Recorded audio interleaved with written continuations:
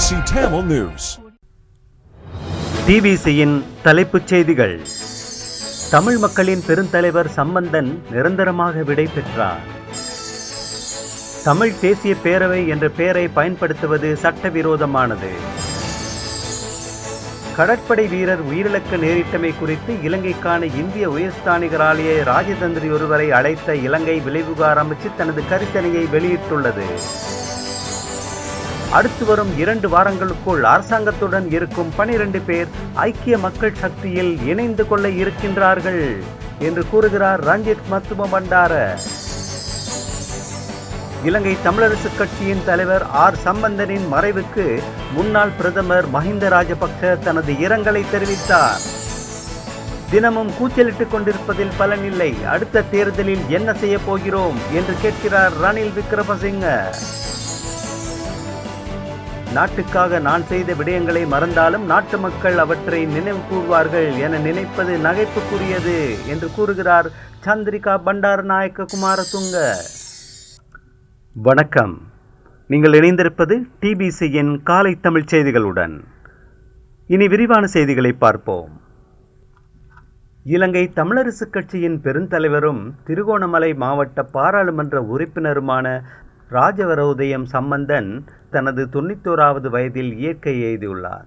நீண்ட நாட்களாக அவரது முதுமை காரணமாக உடல் நலம் குறைவடைந்திருந்த நிலையில் அவர் நேற்றைய தினம் உடல்நிலை மோசமடைந்ததை அடுத்து கொழும்பில் உள்ள தனியார் வைத்தியசாலையில் அனுமதிக்கப்பட்டார். அவருக்கு அவசர சிகிச்சை பிரிவில் அனுமதி அளிக்கப்பட்டு சிகிச்சை அளிக்கப்பட்ட நிலையில் சிகிச்சை பலனின்றி நேற்று இரவு உயிரிழந்தார். இந்த தகவலை அவரது புதல்வர் சம்பந்தன் சஞ்சீவன் உறுதிப்படுத்தினார். 1933ஆம் ஆண்டு பிப்ரவரி 5ஆம் தேதி ராஜவரோதயம் தம்பதியினருக்கு திருகோணமலையில் பிறந்த இவர் யாழ்ப்பாணம் சம்பத்தரிசியார் கல்லூரி, மொரட்டுவை புனித செபஸ்தியான் கல்லூரி ஆகியவற்றில் கல்வி கற்றார். பின்னர் இலங்கை சட்டக்கல்லூரியில் சட்டம் பயின்று சட்டத்தரணியாகினார். லீலாதேவியை திருமணம் முடித்த இவருக்கு சஞ்சீவன், செந்தூரன், கிருஷாந்தினி ஆகிய 3 பிள்ளைகள் உள்ளனர். 1977 முதல் 1983 வரை பாராளுமன்ற உறுப்பினராக இருந்த சம்பந்தன் பின்னர் 2001 முதல் பாராளுமன்ற உறுப்பினராக உள்ளார். 2015 செப்டம்பர் 3ஆம் தேதி முதல் 2018 டிசம்பர் 18 வரை இவர் இலங்கையின் எதிர்க்கட்சி தலைவராக பதவி வகித்தார். 2001ஆம் ஆண்டில் தமிழர் விடுதலை கூட்டணி, அகில இலங்கை தமிழ் காங்கிரஸ், ஈழ மக்கள் புரட்சிகர விடுதலை முன்னணி, டெலோ ஆகிய கட்சிகள் இணைந்து தமிழ் தேசிய கூட்டமைப்பு என்ற புதிய கூட்டணியை தமிழீழ விடுதலை புலிகள் ஸ்தாபித்தனர். இக்கூட்டணிக்கு சம்பந்தன் தலைமை பொறுப்பை ஏற்றார். அக்கட்சி தேர்தல் சட்டத்தில் அங்கீகரிக்கப்படாதபடியால் கூட்டமைப்பு தமிழர் விடுதலை கூட்டணியின் பெயரில் 2001ஆம் ஆண்டில் தேர்தலில் போட்டியிட்டது. சம்பந்தன் திருகோணமலை தேர்தல் மாவட்டத்தில் போட்டியிட்டு வெற்றி பெற்றார். இதன் காரணமாக 18 ஆண்டுகளின் பின்னர் சம்பந்தன் பாராளுமன்றத்துக்கு மீண்டும் தெரிவு செய்யப்பட்டார். எனினும் 2004ஆம் ஆண்டு தேர்தலில் தமிழர் விடுதலை கூட்டணியின் பெயருடன் போட்டியிடுவதற்கு ஆனந்த சங்கரி அனுமதிக்கவில்லை. இதனால் சம்பந்தன் தலைமையிலான தமிழ் தேசிய கூட்டமைப்பினர் இலங்கை தமிழரசு கட்சியின் சின்னத்தில் போட்டியிட்டனர். சம்பந்தன் தமிழரசு கட்சியின் தலைவராக தேர்ந்தெடுக்கப்பட்டார். அன்றிலிருந்து அவர் 2004, 2010, 2015, 2020 என தொடர்ச்சியாக பாராளுமன்றத்துக்கு திருகோணமலை தமிழ் மக்களின் ஆணையுடன் தெரிவு செய்யப்பட்டு வருகிறார். அத்துடன் தமிழ் மக்களின் இன விடுதலைக்காக திம்பு பேச்சுவார்த்தை முதல் பல்வேறுபட்ட பேச்சுவார்த்தைகளில் பங்கேற்றதுடன் உலகத் தலைவர்களுடன் சந்திப்புகளை நடத்திய தமிழர்களின் ஒரே தலைவராகவும் திகழ்கின்றார் சம்பந்தன்.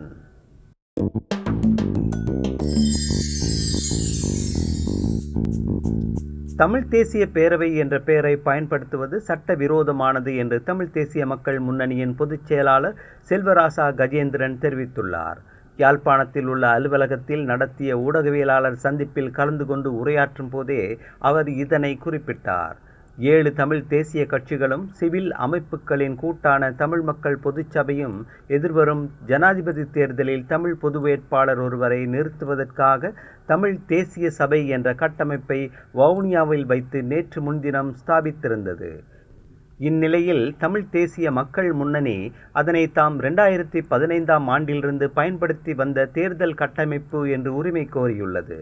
அத்துடன் தர்மமற்றவர்களால் தர்மமற்ற செயற்பாடு தான் முன்னெடுக்கப்படும்.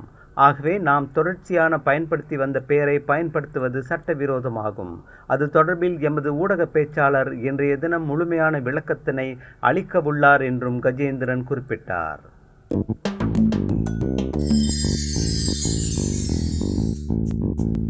எல்லை தாண்டிய இந்திய மீனவர்களை கைது செய்யும் நடவடிக்கையின் போது இலங்கை கடற்படை வீரர் உயிரிழக்க நேரிட்டமை குறித்து இலங்கைக்கான இந்திய உயர்ஸ்தானிகர் ஆலய ராஜதந்திரி ஒருவரை அழைத்து இலங்கை வெளிவிவகார அமைச்சு தனது கரிசனையை வெளியிட்டுள்ளது. தொடர்ச்சியான சட்டவிரோதமான மீன்பிடித்தல் நடவடிக்கைகள் குறித்தும் இலங்கை கடற்பரப்பில் இந்திய மீனவர்களின் சட்டவிரோதமான மீன்பிடி நடவடிக்கைகள் குறித்தும் இழுவை மடிப்படகுகள் குறித்தும் இலங்கை உத்தியோகபூர்வ அறிக்கையொன்றை இலங்கையின் வெளிவிவகார அமைச்சு அதிகாரியொருவர் இந்திய ராஜதந்திரியிடம் கையளித்துள்ளார். இந்திய ராஜதந்திரி இலங்கை வெளிவிவகார அமைச்சுக்கு கடந்த வெள்ளிக்கிழமை அழைக்கப்பட்டார் என்று த இந்து நாளிதழ் தெரிவித்துள்ளது. இலங்கையின் கரிசனையை வெளியிடுவதற்காக அவர் அழைக்கப்பட்டார் என்று விடயமறிந்த வட்டாரங்கள் தெரிவித்துள்ளதோடு இந்திய வெளிவிவகார அமைச்சரின் கவனத்துக்கு இந்த விடயத்தை இந்தியாவிற்கான இலங்கை உயர்ஸ்தானிகர் கொண்டு வந்துள்ளார்.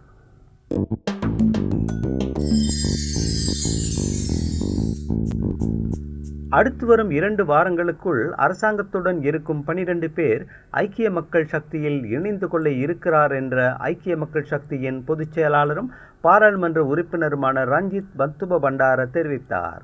அத்துடன் ஐக்கிய மக்கள் சக்தியிலிருந்து பலர் அரசாங்கத்துடன் இணைந்து கொள்ள இருப்பதாக கடந்த 1 வருடமாக அரசாங்கம் தெரிவித்து வருகின்ற போதும் யாரும் இதுவரை இணைந்து கொள்ளவில்லை என்றும் அவர் சுட்டிக்காட்டினார். கொழும்பில் நடைபெற்ற நிகழ்வின் பின்னர் ஊடகங்களிடத்தில் கருத்து வெளியிட்ட அவர் எதிர்வரும் ஜனாதிபதி தேர்தலுக்கு தேவையான அனைத்து தயார்படுத்தல்களையும் நாங்கள் தொகுதி மட்டத்தில் முன்னெடுத்து வருகிறோம் என்றும் கூறினார். மேலும் கடந்த ஜனாதிபதி தேர்தலில் சஜித் பிரேமதாசா 55 லட்சம் வாக்குகளை பெற்றிருந்தார். வெற்றி பெறுவதற்கு 70 லட்சம் வாக்குகளை பெற வேண்டி இருக்கிறது. அதனால் 20 லட்சம் உறுப்பினர்களை கட்சியில் இணைத்து கொள்ளும் நடவடிக்கையை நாங்கள் ஆரம்பித்திருக்கின்றோம் என்றும் தெரிவித்தார்.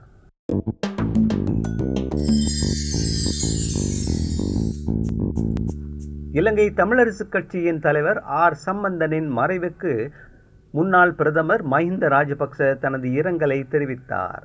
இது குறித்து தனது இரங்கல் செய்தியில் அவர் ஒரு பழைய நண்பர். நாங்கள் பல நாட்கள் பல்வேறு விடயங்களை பற்றி விவாதித்தோம். அவரது மறைவு இலங்கை அரசியல் சகோதரத்துவத்திற்கு ஒரு இழப்பு. அவரது குடும்பத்தினர் மற்றும் நண்பர்களுக்கு ஆறுதலை கூற விரும்புகின்றேன் என்றும் முன்னாள் ஜனாதிபதி குறிப்பிட்டார்.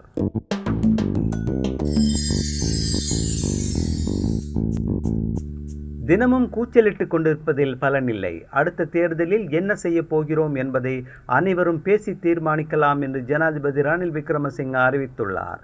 அவ்வாறு ஒரு தீர்மானம் எடுக்கப்படுமாயின் அத்தீர்மானத்தின் பிரகாரம் தான் செயற்பட தயாராக உள்ளேன் என்றும் அவர் குறிப்பிட்டதோடு நாட்டுக்கு முதலிடம் வழங்கி அரசாங்கத்துடன் இணைந்து கொள்ளுமாறு எதிர்க்கட்சி தலைவர்களை கேட்டுக்கொள்கிறேன் என்றும் அழைப்பு விடுத்துள்ளார். ஒன்றாக வெல்வோம் நாம் மாத்தரை என்ற தொழிற்பொருளில் மின்சக்தி மற்றும் வலுசக்தி அமைச்சர் காஞ்சன் விஜயசேகரவினால் ஏற்பாடு செய்யப்பட்ட இந்த பொதுக்கூட்டத்தில் கலந்து கொண்டு உரையாற்றும் பொழுதே அவர் இவ்வாறு தெரிவித்தார். இந்த வருடமும் அடுத்த வருடமும் தேர்தல்கள் வருகின்றன. ஜனாதிபதி தேர்தல் வருகிறது, பாராளுமன்ற தேர்தல் வருகிறது, அதன் பின் மாகாண சபை தேர்தல் நடைபெற இருக்கிறது என்று குறிப்பிட்ட ஜனாதிபதி உள்ளூராட்சி மன்ற தேர்தலை நடத்த பணம் இல்லை, அதனால் அதனை இறுதியாக நடத்துமாறு கோரினார்கள் என்றும் கூறினார். தற்போது எவரும் கூச்சலிட தேவையில்லை. ஊர்வலம் வர முன்னர் மேளதாளங்கள் அவசியமில்லை. இது குறித்து நாம் தீர்மானிக்க வேண்டும் என்றும் அவர் கேட்டுக்கொண்டார்.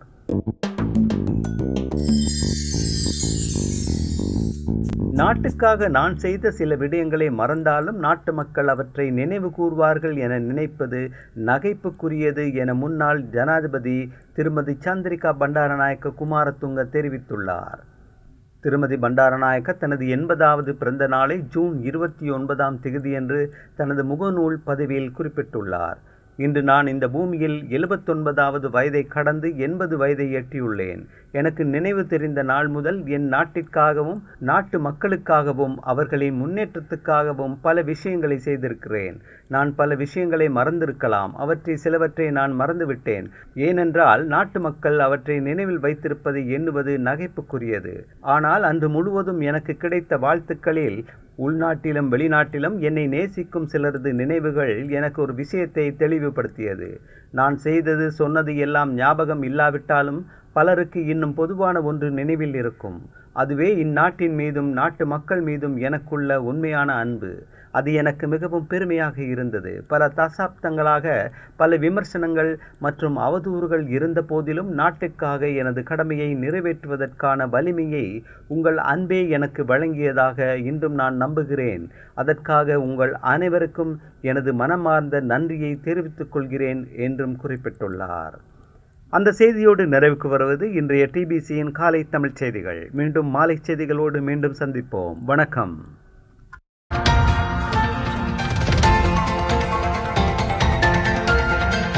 TBC Tamil News.